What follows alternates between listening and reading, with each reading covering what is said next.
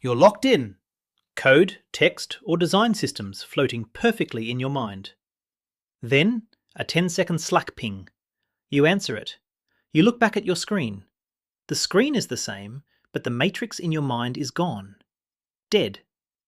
That's not a distraction. That is an attentional set-shifting crash. Society calls your inability to just get back to work lazy. Science calls it the biological tax of operating at the 99th percentile of deep work. Today, we diagnose the context switch wipeout and exactly why your brain is now completely out of dopamine. To the outside observer, a quick interruption is a trivial blip. A nod to a coworker, a glance at a ringing phone. They expect you to pivot back instantly. But for you, looking at that text message for 10 seconds doesn't cost 10 seconds. It costs 23 minutes. Why? Because you aren't just doing a simple task.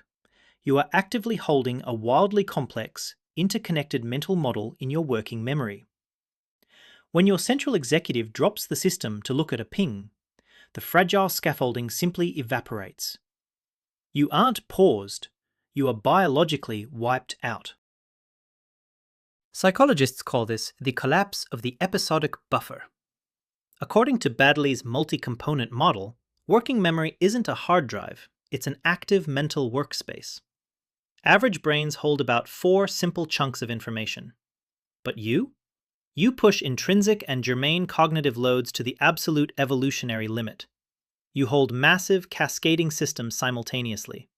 Variable A affects function B, which cascades into system C. This requires a fragile cognitive architecture. It's a towering house of cards, maintained only by unbroken active focus from the prefrontal cortex. To achieve this, your mind utilizes advanced chunking strategies. You aren't holding individual data points. You are binding schemas retrieved from long-term memory into temporary, macro-level architectures. This relies heavily on cognitive load theory. In deep focus, you deliberately push the intrinsic load, the inherent difficulty of the problem, to its absolute maximum threshold. You squeeze out extraneous load entirely. It is a state of pure, demanding mental synthesis. But this brutal efficiency relies entirely on an unbroken chain of attention. This extreme fragility isn't a flaw. It's the signature of the 99th percentile mind. When the scaffolding is fully erected, you enter what Csikszentmihalyi calls flow. Transient hypofrontality takes over. Your medial prefrontal cortex downregulates self-monitoring, and neural efficiency skyrockets. You aren't forcing attention anymore. Your brain's reward networks synchronize perfectly with the task's demands. This is the superpower. You are synthesizing multidimensional theoretical models that most people cannot even conceptualize, balancing on the razor's edge of ultimate cognitive capacity. But then comes the wind, the 10-second interruption. You turn back to your screen, expecting to simply press play. Instead, you experience profound cognitive dissonance. The words and code are physically there, but the meaning, the underlying matrix of connections, is completely gone. You try to trace the logic. It feels like dragging heavy stones. You have to manually force your working memory to fetch schemas from long-term storage back into the episodic buffer. It's clunky. It's agonizing. You are suddenly wrestling with your own brain just to read a single line of your own work. Dr. Sophie Leroy at the University of Washington identified exactly why this hurts so much. Attention residue. When you switch to that 10-second ping, your cognition doesn't cleanly transition. A portion of your attentional capacity remains stuck on the complex system, while the rest processes the new threat. Returning to your work means bringing the irrelevant residue of the interruption back with you. Your pristine cognitive workspace is polluted. Furthermore, you've suffered a violently expensive shift from proactive control, sustained deep work, to stimulus-driven reactive control. Executive functioning literature explicitly calls this the switch cost.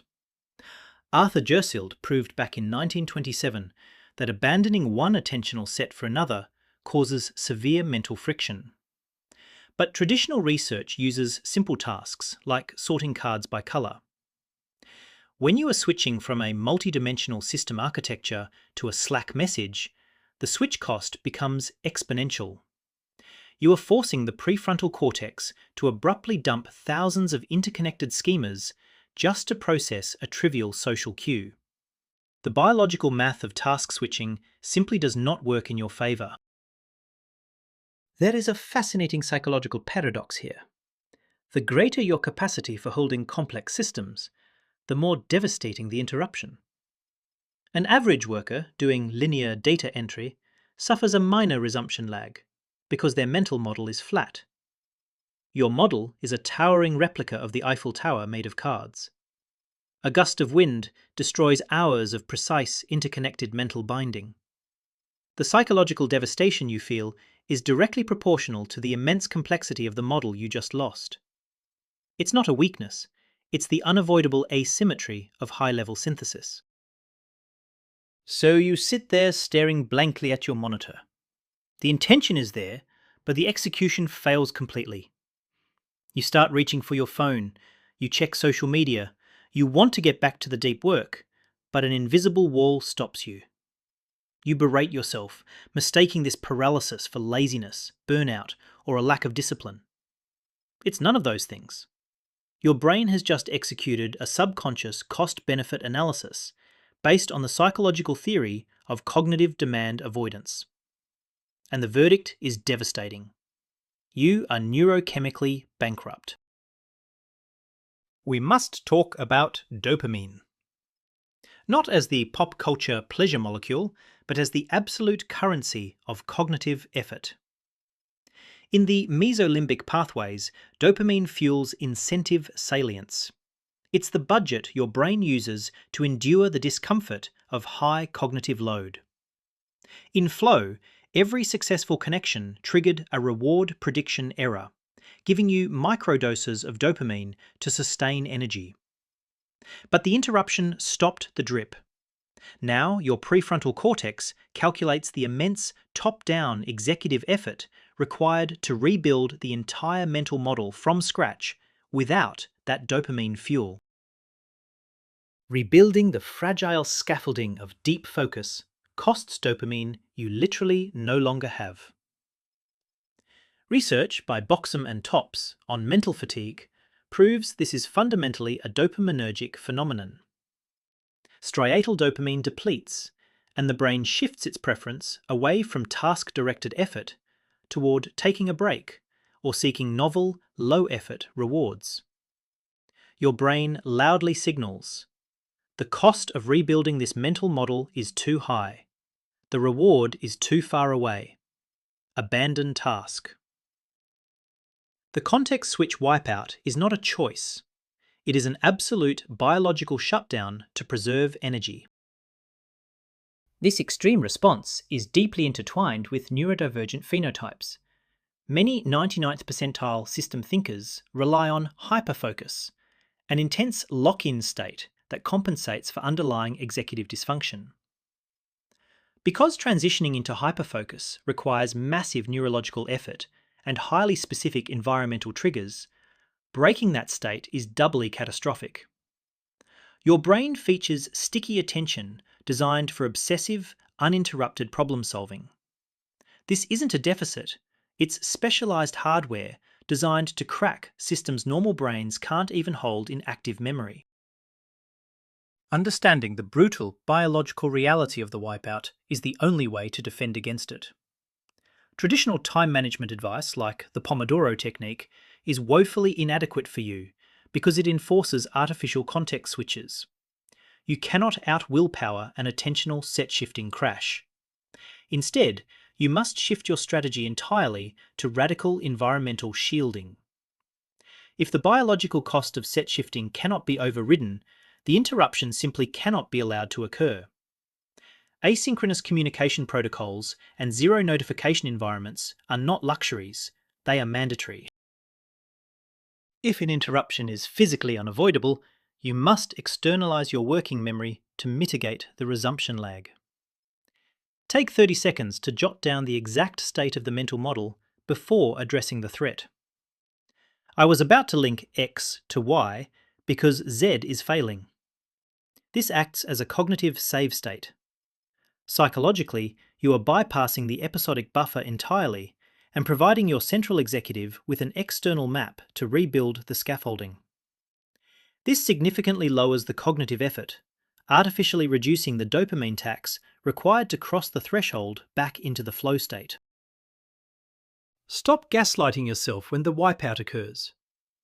When the scaffolding falls, the most scientifically sound action isn't to force it. It is to walk away. Engage the default mode network through a low cognitive load activity like walking in nature. Give your dopaminergic system the time it mathematically requires to replenish its neurochemical reserves. You aren't losing time. You are systematically resetting the biological budget required to operate at the absolute highest echelon of human cognitive synthesis. Honor the machinery that makes you exceptional. A 10-second ping is not a pause. It is an act of cognitive vandalism. But now you know the anatomy of the crime. You understand the extreme fragility of flow, the limits of working memory, and the ruthless cost-benefit analysis of your own dopamine system. Protect your deep work fiercely. Protect your mental architecture. If you're ready to stop fighting your own brain and start discovering more about your unique wiring, hit subscribe. Let's build the systems that let you thrive.